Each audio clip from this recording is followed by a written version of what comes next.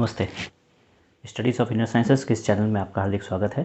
मैं पुष्पराग जौहरी आज रुद्राक्ष की सीरीज़ में फिर से आपके पास एक नए रुद्राक्ष के बारे में जानकारी लेकर आया हूँ। सबसे पहले आज हम बात ये करेंगे कि इसके पहले आज तक हमने जो भी रुद्राक्ष के बारे में बात किया, एक मुखी से 9 मुखी, उस रुद्राक्ष की खासियत ये होती थी कि उसे कॉम्बिनेशन में पहनाया जाता था। जैसे कि वो कम से कम 3, 5, 7 या मल्टीपल्स ऑफ 9 में। अब जो रुद्राक्ष के बारे में हम बात करेंगे जो कि डबल डिजिट होते हैं, 10 मुखी या 10 से ऊपर, उसको आप सिंगल भी पहन सकते हैं।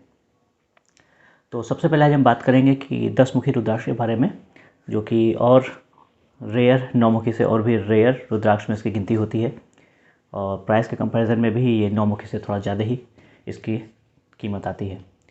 सबसे पहले हम इसके बात करेंगे कि इसके जो देवता हैं वो हैं विष्णु देवता, और ये जो ग्रह है जिससे गवर्न होता है वो ग्रह है गुरु ग्रह, यानी कि बृहस्पति ग्रह।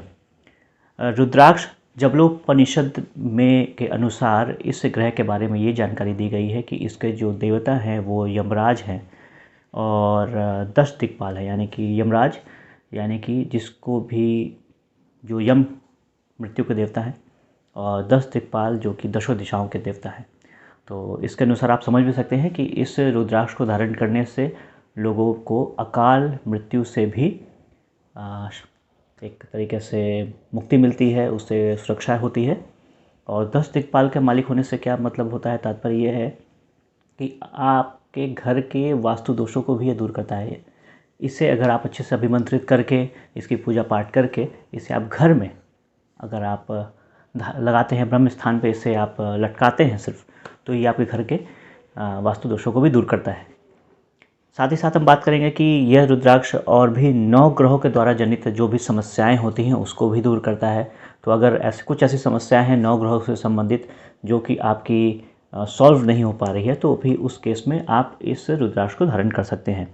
साथ ही साथ ये आपके किसी भी व्यक्ति के नज़र लगने से उसको बचाता है, काला जादू, टोना टोटका से भी उसको बचाता है, इवन भूत प्रेत की बाधाओं से भी उसे दूर करता है। अगर किसी लगता है कि किसी को भूत प्रेत की बाधा है तो उसे भी ये उससे रक्षा करता है, और अकाल मृत्यु से के डर को भी ये दूर करता है। भौतिक सुख और करियर में सेटलमेंट देता है। और किसी को अगर लीगल डिस्प्यूट्स हैं, अगर कुछ लीगल डिस्प्यूट्स होते हैं तो उस लीगल डिस्प्यूट्स में भी ये रुद्राक्ष बहुत ही सहायक है। और अगर हम रोग की बात करते हैं तो रोग में किसी को अनिद्रा हो या मन की अस्थिरता हो या दुविधाएं हो, किसी भी कार्य में, किसी भी काम को करते समय दुविधा हो, उस केस में ये रुद्राक्ष बहुत लाभकारी है।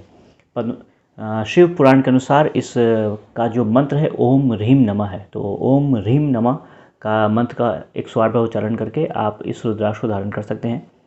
और बहुत इम्पॉर्टेंट इसके बारे में एक कॉम्बिनेशन भी है, बहुत अच्छा कॉम्बिनेशन है इस रुद्राक्ष का। अगर बहुत अच्छा रिज़ल्ट चाहते हैं तो एक काम कर सकते हैं बहुत अच्छे से कि आप अगर कुछ लीगल डिस्प्यूट्स हैं तो भी आप इसे पहन सकते हैं, मगर अगर आप 10 मुखी के 10 दाने की माला पहनते हैं, तो 10 मुखी के 10 दाने हो उसकी माला पहनते हैं तो वो बहुत ही ज़्यादा फ़ायदेमंद है।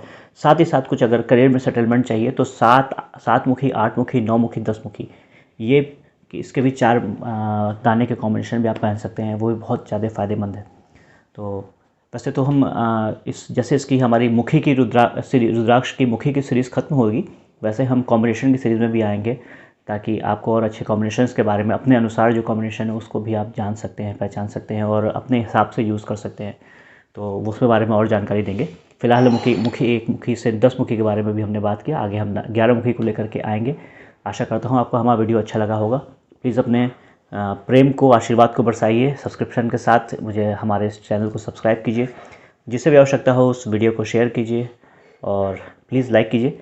और आशा है अगर जो भी प्रश्न है आप मुझसे पूछ सकते हैं हमारे दिए हुए नंबर पे। तो आशा करता हूँ आपका सहयोग हमारे साथ रहेगा। बहुत बहुत धन्यवाद। नमस्ते।